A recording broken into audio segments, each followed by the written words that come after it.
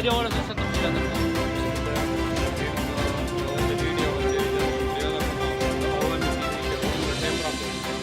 بیا زموږ احتجاج روان دی، پر ثابت ثبوت روان دی. موږ اعلان غواړو، خپل حق غواړو.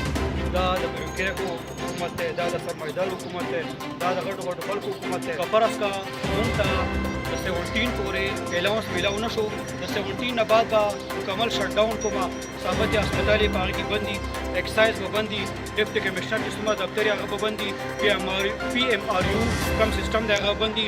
زما سره لینډ کارت دغه دي ملګري دي، هغه شی به هم بني. موږ په ثابت صوبه کې داسې سټرایک کوو د خپل حق دپاره کوو او هړتال به زموږ دغه پورې جاري څو چې زموږ مطالبات پوره شوي نه وي. په دې کې زموږ مین مطالبه چې ده هغه د آی ټي الاونس ده. آی ټي الاونس موږ ته میلاو شي، زموږ د سروس سټرکچر فایل هم تیار دی. ګوره که نه ټول نه غټه خبره ده که نه نایب قاصد چې دی که نه دی جونیر کلرک شي، سینیر کلرک شي، اسسټنټ شي، هغه رواني. زموږ د اپریټر دپاره د سره دغه نشته. اپریټر چې دی په دغه سوله کې ناست دی، د ده دپاره د مخکې د تلو سره چانسز شته. وزیر اعلی صاحب او کام زموږ د آی ټي منسټر صاحب چې دی هغو ته او فاینانس سیکرټري صاحب ته محمد عتیق صاحب ته چې هغه زموږ باس هم تېر شوی دی، د دې ځای نه ورته زه ریکویسټ کوم، خواست ورته کوم زموږ دا مطالبات یې پوره کړی شي. که مطالبات پوره نه کړی شو د 17 نه بعد به زه ثابت صوبه چاپ کوم انشاءالله. یو کمپیوټر چې دی هغه به نه آن کېږي، ثابت صوبه بندېږي، مشکلات به روغېږي. که سبا مسلې په دې عمل نه شوې زه بیا روډونو ته راوځم، روډونه بندوم. که دې باندې مړه شو زه بیا راوځم، توړپوړ به کوم او دغه شان روډونه به بندوم، ثابت صوبه چې دی هغه به بندوم. نو د هغې نه به څه روغېږي؟ د هغې نه به یو قسمه مشکلات روغېږي. حکومت ته دا درخواست دی انصاف په نوم باندې تحریک انصاف حکومت دی، تحریک انصاف چې دی انصاف باندې روغ شوی دی، موږ له دې انصاف راکړی شي. دوی وایي اپریټر کمپیوټر اپریټر باقاعده د آی ټي الاونس حصه ده، موږ په دې الاونس کې شامل وو. خو چې کله دغه راغی موږ یې تېرویستو. نو زه پوره عمر احتجاج کوم. د 17 پورې زما 2-3 ګنټې شټ ډاون دی. په دې کې زه بالکل پوره امن په دغه کومه د کم اختیار والا چې دي مخکې کسان چې دي هغو ته ریکویسټ کوم چې زموږ دا مطالبات یې پوره کړی شي. که نه زه به چې بیا چې کم شټ ډاون وي مکمل کمپلیټ شټ ډاون وي په صوبه کې زه به د هغې اعلان کړم.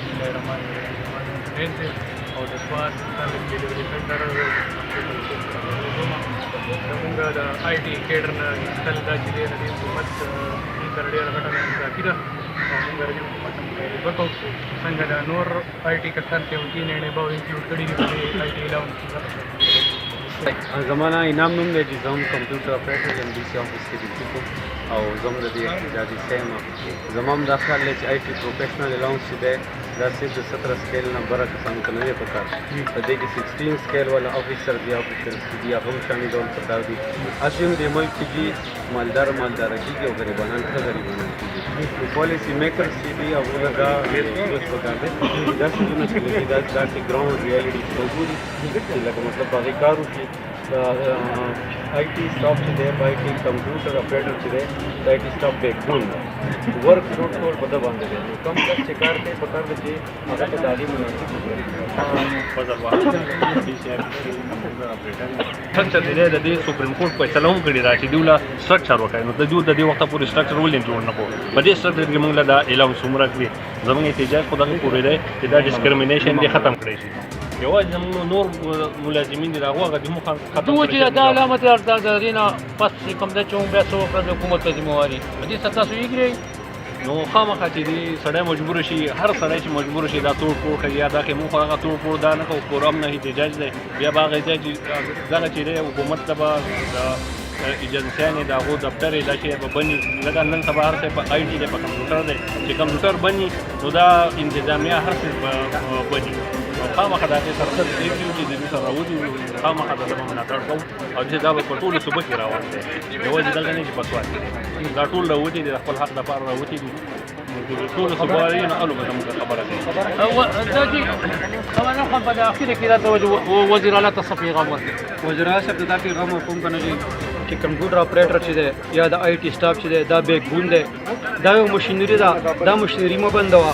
که زما فرض که زما لکه حق نه روغېږي ماله زما د حق نه راکړې خو زما حق روغېږي چې دی بي پی 17 او ابه له ورکړو که نه جي نو زه خو دا کټول شي خو زه بي پی 17 آی ټي کوم ډیپټي ډایرکټر دی زه هغه ورکوم تیار شی ورکوم نو هغه ته ورکوم مال نه راکېږي نو زه به لاول پورامن احتجاج باندې ورش بیا به صبح بندوم